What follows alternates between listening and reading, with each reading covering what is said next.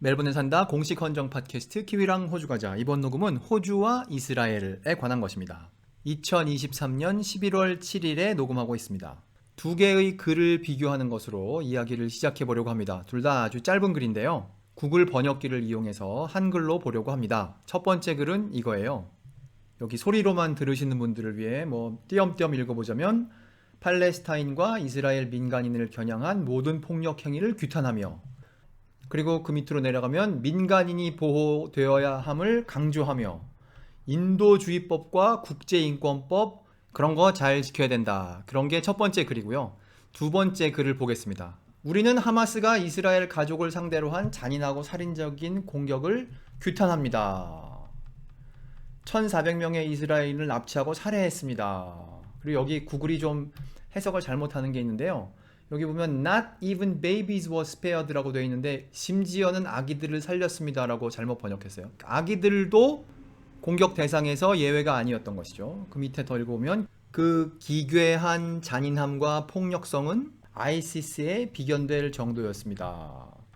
그리고 그 밑으로 내려가면 그들은 또한 이스라엘을 자극하여 셀 수 없이 많은 무고한 사람들을 죽이려는 반동을 일으키려 했습니다. 이거 한글로 읽으면 좀 애매한데요. 구글이 reaction이라는 단어를 잘 해석 못하는 것 같아요. 근데 영어로 보면 알 수 있죠. 하마스가 이스라엘을 자극하여 가자에 있는 민간인들을 공격하게 하였습니다. 여기 나와 있는 주장에 우리가 개개인이 동의를 하느냐 하는 것은 논외로 친다고 하더라도 이 두 개의 글 너무나 다르지 않습니까?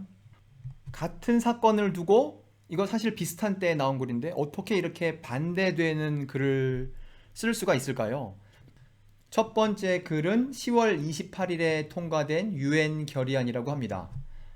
그 유엔 결의안 원문을 지금 보고 있는데요.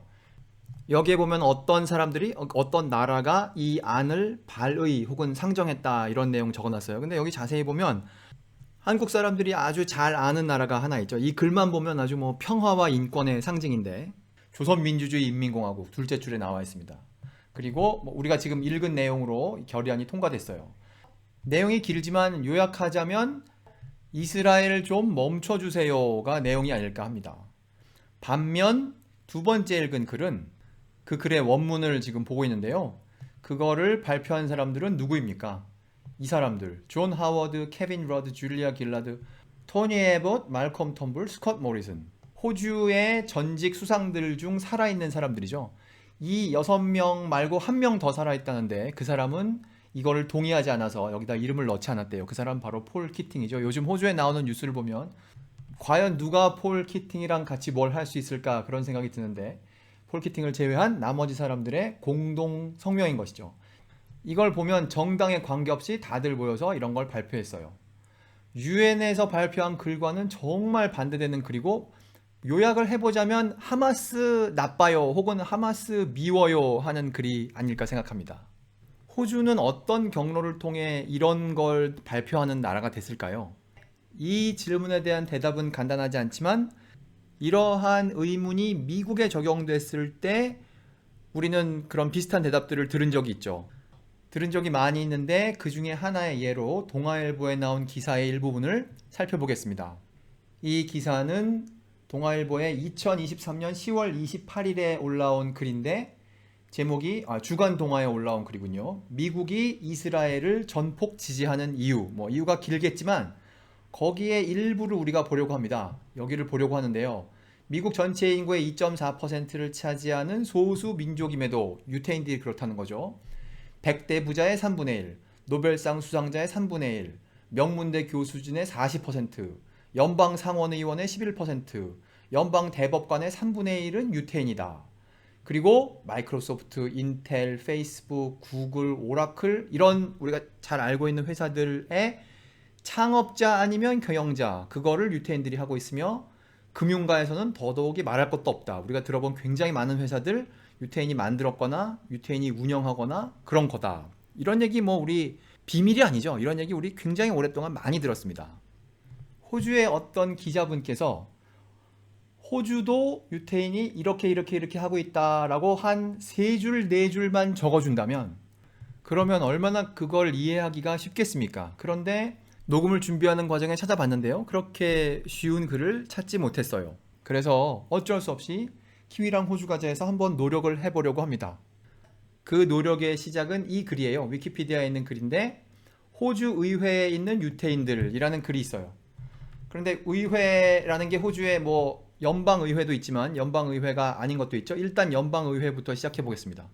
1901년부터, 즉 호주라는 나라가 시작될 때부터 이 표에 보시듯이 이 유태인들이 잔뜩 들어가 있습니다. 여기 4명 들어가 있죠. 마치 마오리들이 뉴질랜드 의회에 자기들 의석을 갖고 있듯이 유태인들은 당연하다는 듯이 이렇게 호주의 시작과 동시에 호주 의회에 들어가서 일을 했어요. 이게 뭐 법률적인 근거가 있는 건 아니죠. 사람들이 뽑아주니까 들어간 거죠. 근데 이걸 쭉 내려보면요. 이거 뭐 한두 명이 아닙니다. 되게 많죠? 그래서 이걸 잘 보시면 연도가 끝나지 않은 사람들이 있어요. 그 사람들은 현직이다라는 뜻이겠죠. 그래서 현직인 사람들을 보니까 또 몇 명 되는 것 같아요. 이거를 단순히 오늘날에 보는 게 아니고 여기 설명된 걸 보면 여기 2018년 바이 일렉션 뒤에는 7명, 그 다음에 2019년 선거 이후에는 6명 등등 유태인들이 의회에, 호주 연방의회에 늘 이렇게 있는 것이죠. 단순히 호주라는 나라의 의회에만 유태인들이 들어가 있는 것이 아니라 여기를 보면 각 주마다 들어가 있어요. 이거는 뉴사우스 웨일즈인데 언제부터 들어갔나 보니까 1854년부터 유태인들이 거기서 의원을 하고 있었어요. 주의 의원을. 그리고 그 밑에는 노던 테리토리, 퀸즐랜드, 사우스 오스트레일리아, 태즈메니아, 빅토리아에 보면 이렇게 많아요.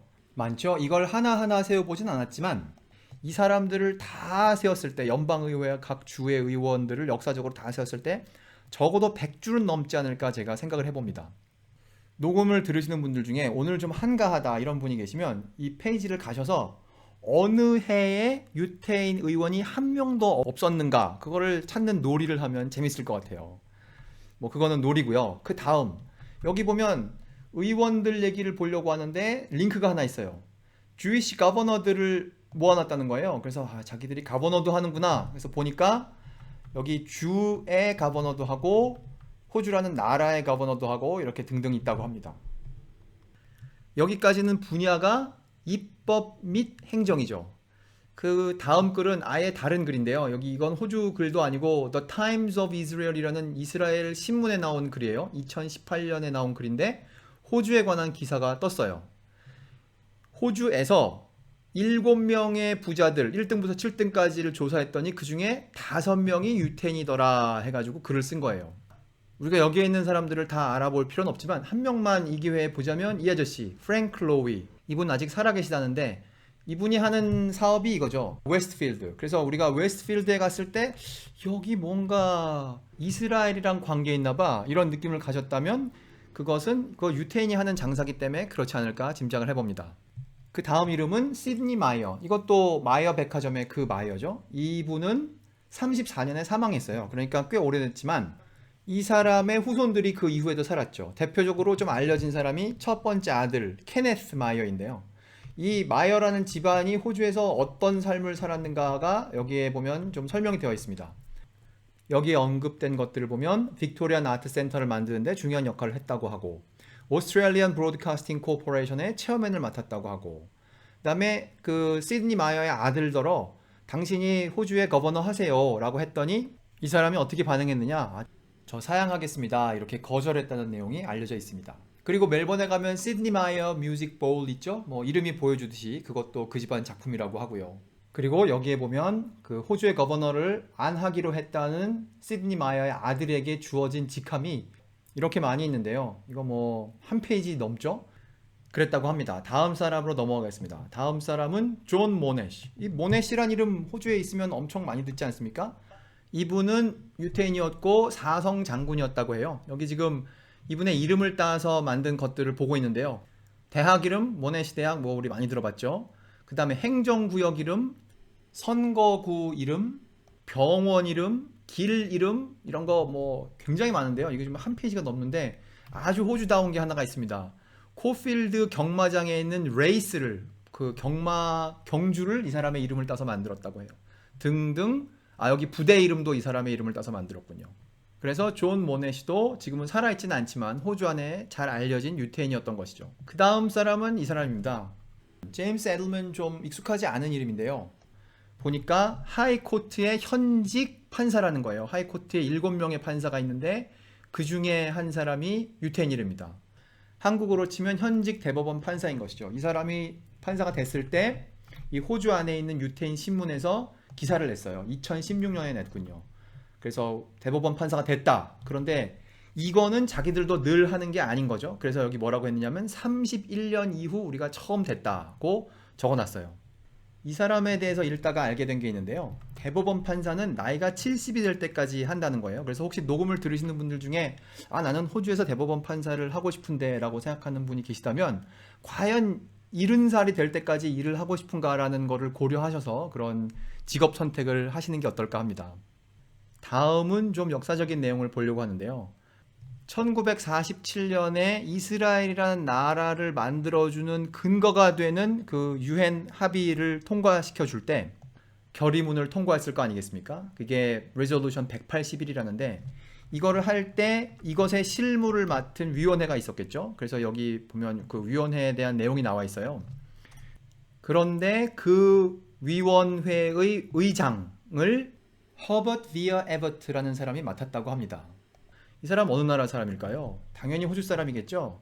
이 사람에 대한 설명을 보면 뉴사우스 웨일즈에서 태어나서 동네 이름 보니까 뉴카슬 근처더군요. 거기에서 태어나서 캔버라에서 사망했다고 나와 있군요.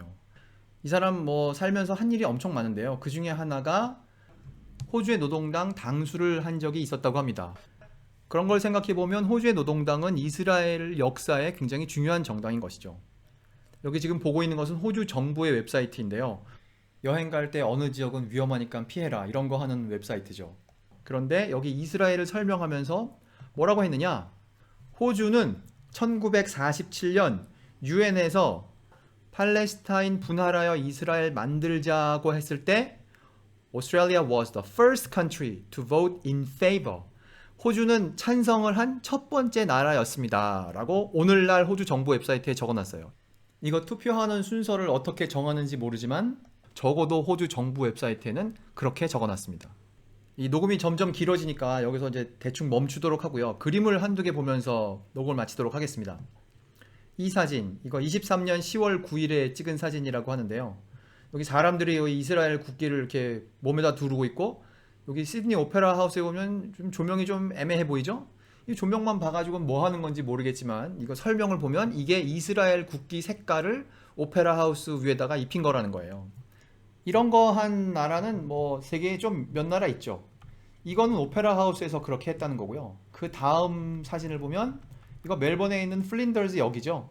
사람들이 모여서 어디 갈 때 뭐 12시에 플린더스 역 앞에서 만나 하는 그 플린더스 역. 그것도 색깔을 보면 좀 뭔가 잘 모르겠죠? 이것도 이스라엘 국기 색깔을 따다가 이렇게 불을 켰다고 합니다. 호주 안에 살고 있는 유태인의 수가 10몇만 명이라고 합니다. 그러니까 1%도 안 되는 거죠. 1% 안 되는 사람들이 오늘 녹음에서 살펴본 대로 그런 역할을 하면서 살아가고 있다는 걸 알 수 있습니다. 이런 걸 생각해 보면 여기 플린더스 역에 불 켜는 거, 시드니 오페라 하우스에 불 켜는 거, 아니면 전직 수상들이 모여서 글을 발표하는 거, 그런 것들 다 우연히 벌어지는 일들은 아니겠구나라는 생각을 해보게 됩니다. 호주판 안동김 씨 더하기 여흥민 씨라고 하면 어떨까 합니다.